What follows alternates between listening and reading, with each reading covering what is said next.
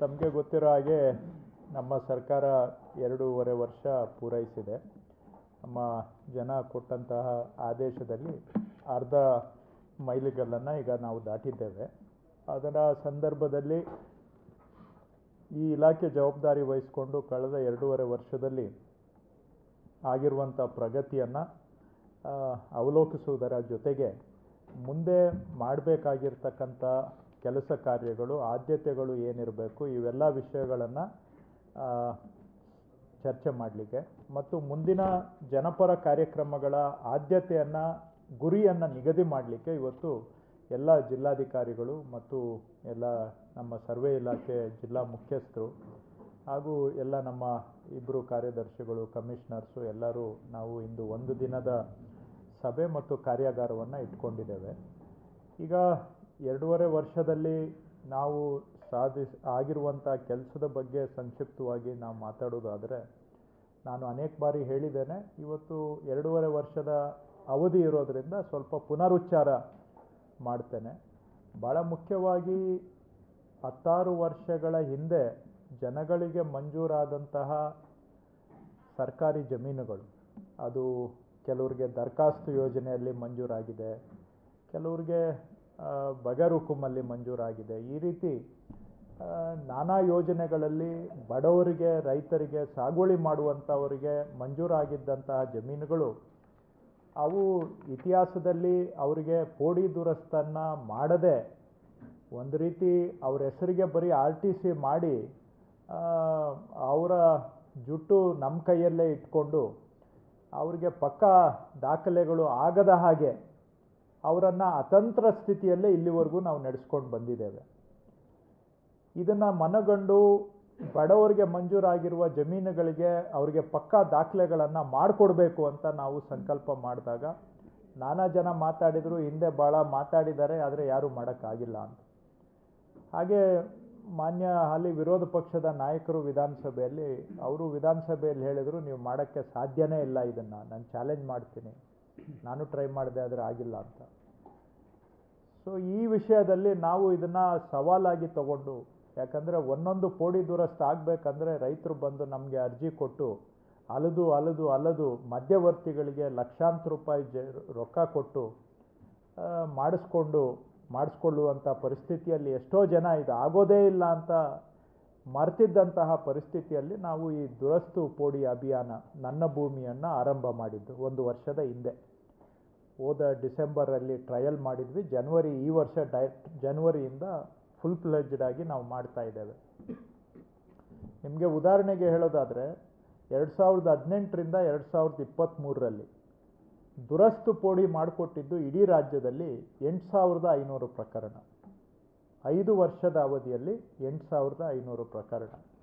ನಾವು ಈಗ ಸರಳೀಕೃತ ಆನ್ಲೈನ್ ದುರಸ್ತು ಪೋಡಿ ಅಭಿಯಾನವನ್ನು ಜನವರಿಯಿಂದ ಆರಂಭ ಮಾಡಿ ಇಲ್ಲಿಯವರೆಗೆ, ಅಂದರೆ ನವೆಂಬರ್ ಅಂತ್ಯದವರೆಗೆ 1,49,600 ಮಂಜೂರಿದಾರರ ದರಖಾಸ್ತು ಪೋಡಿಯನ್ನು ನಾವು ಅಳತೆಗೆ ಕೈಗೆತ್ಕೊಂಡಿದ್ದೇವೆ. ಈಗ ಹಿಂದೆ 5 ವರ್ಷದಲ್ಲಿ ಆಗಿದ್ದು 8,500. ನಾವು ಜನವರಿಯಿಂದ ನವೆಂಬರಲ್ಲಿ ಅಳತೆಗೆ ತಗೊಂಡಿರೋದು 1,49,600, ಅಂದರೆ 1.5 ಲಕ್ಷ. ಸೊ ಇದು ಒಂದೊಂದು ದುರಸ್ತು ಪೋಡಿ ಆಗಬೇಕಾದ್ರೆ ಹಿಂದೆ ಒಬ್ಬೊಬ್ಬರು ಅರ್ಜಿ ಕೊಟ್ಟು ಅಲದು ತಿಂಗಳಾನುಗಟ್ಟಲೆ ಮಧ್ಯವರ್ತಿಗಳಿಗೆ ಯದ್ವಾ ದುಡ್ಡು ಕೊಟ್ಟು ಆದರೂ ಕೆಲಸ ಆಗ್ತಾ ಇರಲಿಲ್ಲ. ಅಂಥದ್ದು ಇವತ್ತು ಯಾವುದೇ ಅರ್ಜಿ ಇಲ್ಲದೆ ನಮ್ಮ ಕಂದಾಯ ಇಲಾಖೆ ಅಧಿಕಾರಿಗಳು, ಸರ್ವೆ ಇಲಾಖೆ ಅಧಿಕಾರಿಗಳು ರೈತರ ಜಮೀನಿಗೆ ಹುಡುಕೊಂಡೋಗಿ ನಾವಿವತ್ತು ಪೋಡಿ ಮಾಡಿಕೊಡ್ತಾ ಇದ್ದೇವೆ. ಇದರಲ್ಲಿ ಅಪ್ಲಿಕೇಶನ್ ಕೂಡ ಇಲ್ಲದೆ ನಾವೇ ಸ್ವಯಂ ಪ್ರೇರಣೆಯಿಂದ ಈ ಅಭಿಯಾನವನ್ನು ಮಾಡ್ತಾ ಇದ್ದೇವೆ. ಸೊ 1.5 ಲಕ್ಷ ಏನು ಈಗ ನಾವು ಅಳತೆಗೆ ತಗೊಂಡಿದ್ದೇವೆ, ಅದರಲ್ಲಿ ಇದನ್ನು ಸಾಂಕೇತಿಕವಾಗಿ ಜನಗಳಿಗೆ ಸಮರ್ಪಣೆ ಮಾಡಬೇಕು ಅಂತೇಳಿ ಇದೇ 6ನೇ ತಾರೀಕು ಹಾಸನದಲ್ಲಿ ಒಂದು ಸಮರ್ಪಣಾ ಕಾರ್ಯಕ್ರಮವನ್ನು ಕೂಡ ಇಟ್ಕೊಂಡಿದ್ದೇವೆ. ಹಾಸನ ಜಿಲ್ಲೆಯಲ್ಲಿ 17,000 ನಾವೀಗ ಅಳತೆಗೆ ತಗೊಂಡಿದ್ದೇವೆ. ಹಾಸನ ಜಿಲ್ಲೆ ಒಂದರಲ್ಲೇ ರಾಜ್ಯದಲ್ಲಿ 1,50,000 ಆಗಿದೆ. ಹಾಸನ ಜಿಲ್ಲೆಯಲ್ಲಿ ಸುಮಾರು 17,000 ಅಳತೆಗೆ ತಗೊಂಡಿದ್ದೇವೆ. ಸೊ ಅಲ್ಲಿ ಇವುಗಳನ್ನ ನಾವು ದರಖಾಸ್ತು ಪೋಡಿಯನ್ನು ಮಾಡಿಕೊಡೋದರ ಮುಖಾಂತರ ಈ ಕೆಲಸವನ್ನು ಜನಗಳಿಗೆ ಸಮರ್ಪಣೆ ಮಾಡುವಂಥ ಕಾರ್ಯಕ್ರಮವನ್ನು ಕೂಡ ಅವತ್ತಲ್ಲಿ ಇಟ್ಕೊಂಡಿದ್ದೇವೆ. ಇದು ಒಂದು ಕಾರ್ಯಕ್ರಮ. ಹಿಂದೆ 5 ವರ್ಷದಲ್ಲಿ 8,500 ಆಗಿತ್ತು. ಇದು 1 ವರ್ಷದಲ್ಲಿ ನಾವು 1.5 ಲಕ್ಷ ಕೈಗೆತ್ಕೊಂಡಿದ್ದೇವೆ. ಸರಳೀಕರಣ ಮಾಡಿ ಅದನ್ನು ಮಾಡ್ತಾ ಇರುವಂಥದ್ದು. ಬೇರೆ ಜನ ರೈತರು ಮಾತಾಡ್ತಾರೆ, ಒಂದೊಂದು ಪೋಡಿ ಮಾಡಿಸ್ಕೋಬೇಕಾದ್ರೆ ಲಕ್ಷಾಂತರ ರೂಪಾಯಿ ಖರ್ಚಾಗ್ತಿತ್ತು ಅಂತ. ಅಂಥದ್ದು ಇವತ್ತು 1.5 ಲಕ್ಷ ಕೇಸಿಗೆ ಒಂದೊಂದಕ್ಕೆ ಇಷ್ಟಿಷ್ಟು ಅಂತ ಲೆಕ್ಕ ಹಾಕಿದರೆ ಎಷ್ಟು ಆಯಿತು ಅನ್ನೋದು ಕೆಲವ್ರಿಗೆ ದುಡ್ಡು ಕೊಟ್ಟರೂ ಆಗ್ತಿರ್ಲಿಲ್ಲ. ಅಂಥದ್ದು ಇವತ್ತು ನಾವೇ ಹೋಗಿ ಇವತ್ತು ಈ ಕೆಲಸವನ್ನು ಮಾಡಿಕೊಡ್ತಾ ಇದ್ದೇವೆ. ಒಂದು ನಾವು ಏನು ಮಾಡಿದ್ದೇವೆ ಕೆಲಸ ಅನ್ನೋದಕ್ಕೆ ನಿಮಗೆ ಉದಾಹರಣೆ. ಇನ್ನೊಂದು ಉದಾಹರಣೆ ಕೊಡೋದಾದರೆ, ಈಗ ತಹಶೀಲ್ದಾರ್ದು AC ಕೋರ್ಟ್ದು ತಮ್ಗೆ ಹೇಳಿದ್ದೀನಿ, ಕ್ವಿಕ್ಕಾಗಿ ಹೇಳ್ಬಿಡ್ತೀನಿ, ಭಾಳ ಎಳೆಯೋಕ್ಕೆ ಹೋಗಲ್ಲ. ನಾವು ಜವಾಬ್ದಾರಿ ತಗೊಂಡಾಗ ಈ ಇಲಾಖೆ ತಹಶೀಲ್ದಾರ್ ಕೋರ್ಟಲ್ಲಿ ಅವಧಿ ಮೀರಿದಂಥ ಪ್ರಕರಣಗಳು 10,774 ಇತ್ತು. ಇವತ್ತು ಅವಧಿ ಮೀರಿದಂಥ ಪ್ರಕರಣ 526 ಇದೆ. ಇನ್ನು ಅದನ್ನು ಜಾಸ್ತಿ ನಾನು ಎಲಾಬ್ರೇಟ್ ಮಾಡೋಕ್ಕೆ ಹೋಗೋದಿಲ್ಲ. ಹಾಗೆ AC ಕೋರ್ಟಲ್ಲಿ 6 ತಿಂಗಳಲ್ಲಿ ಡಿಸ್ಪೋಸ್ ಆಗಬೇಕು ಒಂದು ಕೇಸು. ಅಂಥದ್ದು 1 ವರ್ಷಕ್ಕಿಂತ ಮೀರಿದಂಥ ಪ್ರಕರಣ ನಾವು ಇಲಾಖೆ ಜವಾಬ್ದಾರಿ ತಗೊಂಡಾಗ 59,339 ಇತ್ತು. ಇವತ್ತು ಅದು 9,954 ಇದೆ. 9,954 AC ಕೋರ್ಟ್ದು. ಹೀಗೆ ನೀವು ಅದರ ಜೊತೆಗೆ ನಾವು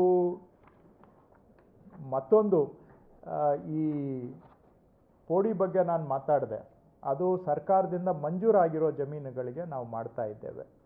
ಹಾಗೆಯೇ ಖಾಸಗಿ ಜಮೀನುಗಳಿಗೂ ಕೂಡ ನಾವು ಏನು ಪೋಡಿ ಮುಕ್ತ ಗ್ರಾಮ ಅಭಿಯಾನ ಮಾಡ್ತಾ ಇದ್ದೇವೆ. ಅದು ಖಾಸಗಿ ಜಮೀನುಗಳಿಗೆ.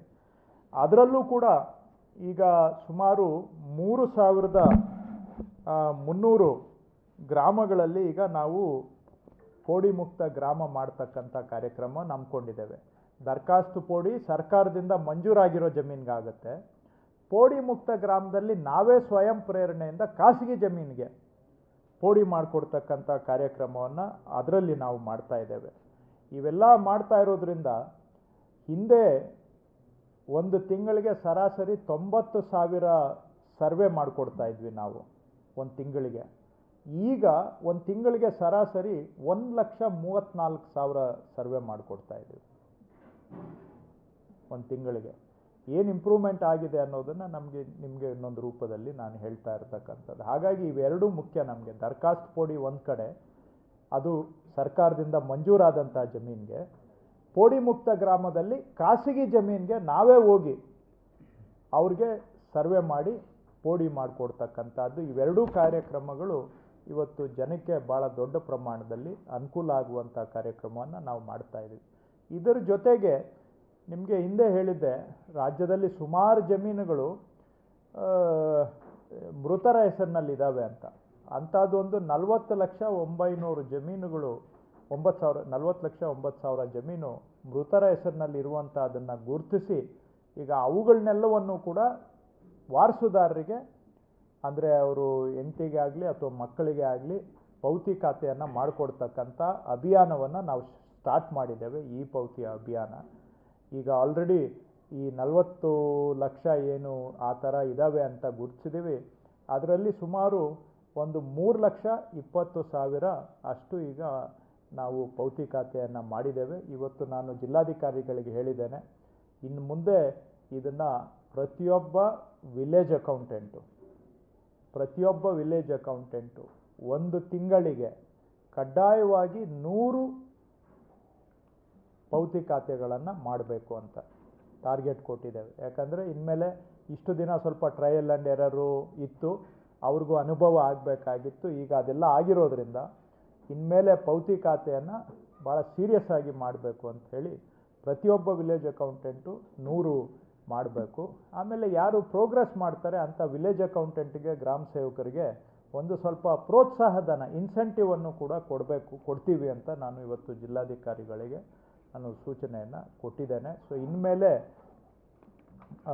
ಪೌತಿ ಖಾತೆ ಅಭಿಯಾನಕ್ಕೆ ವೇಗವನ್ನು ಕೊಡ್ತಕ್ಕಂಥ ಕೆಲಸವನ್ನು, ಯಾಕಂದರೆ ಅದು ಭಾಳ ಲೀಗಲಿ ಏನಾಗುತ್ತೆ, ನಾವು ರೆಡಿ ಇದ್ದೇವೆ, ನಾವೇ ಹೋಗಿ ಪೌತಿ ಮಾಡಿಸ್ಕೊಳ್ಳಿ ಅಂತ ಕೇಳ್ತಾ ಇದ್ದೇವೆ.